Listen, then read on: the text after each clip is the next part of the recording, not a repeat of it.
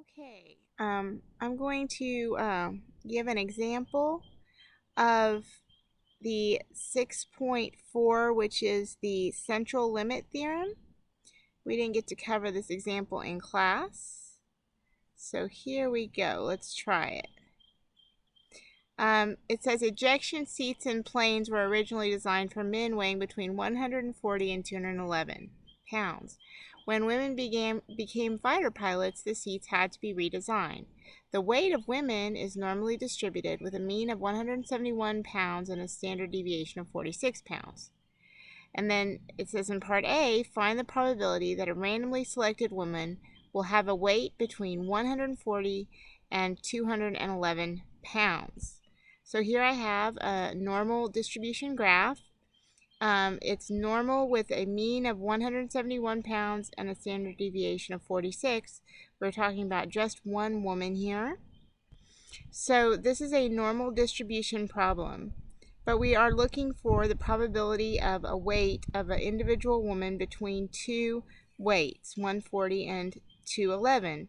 So remember, with that, what you're going to do in Excel is you're going to do a normal distribution of the 211, the mean of 171, the standard deviation of 46, cumulative, and then subtract off the normal distribution of the lower weight, the 140, with the same mean, the same standard deviation.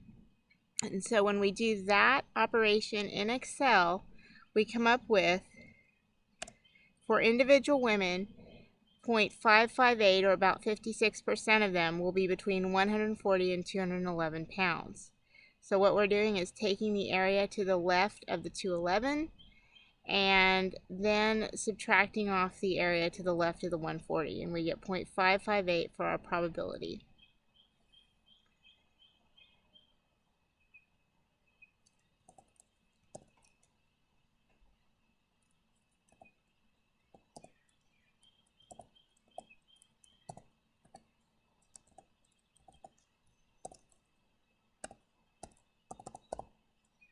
Now, when we go to find the probability that a sample of 25 randomly selected women will have a mean weight between 140 and 211, we are going to use the central limit theorem. So it is the same type of problem, the same type of normal curve. There is only one change. Remember that the mean will stay the population mean of 171, but the standard deviation changes. Now it is going to be the population standard deviation divided by the square root of the sample size. So our new standard deviation is 46 divided by the square root of 25, or 46 divided by 5. But we are going to work it in the same way. So what is the probability that any randomly selected sample of 25 women will have a mean weight of that sample between 140 and 211? And so we're working it in the same way. We're doing a normal distribution of the weight to the right. The mean, the standard deviation is 46 over the square root of 25, cumulative, minus the normal distribution of the 140, the mean of 171, the new standard deviation, cumulative. So you can see here that the calculator is calculating a probability of 100%, a certainty, that that sample of 25 women will have a mean between these two weights.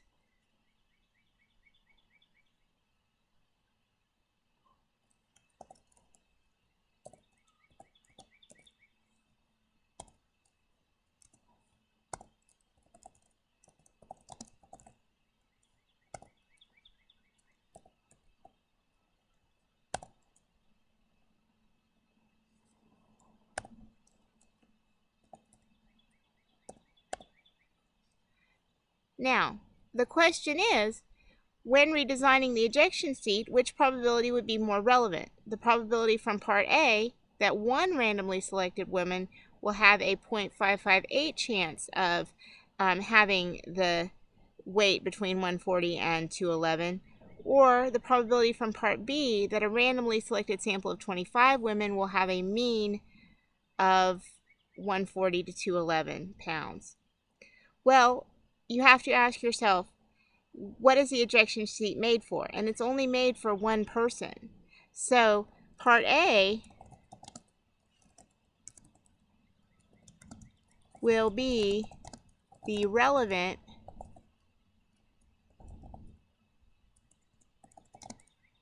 probability, because the seat is made for an individual.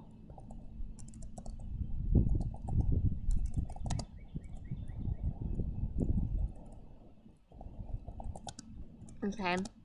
And since you have a probability of just over half, or 56% that the woman will be between 140 and 211, it may be that the seat will need to be redesigned, because about 45% of the women will either be too light or too heavy for the seat. So the seat is not made for 25 people, therefore the relevant probability here will be the probability of an individual.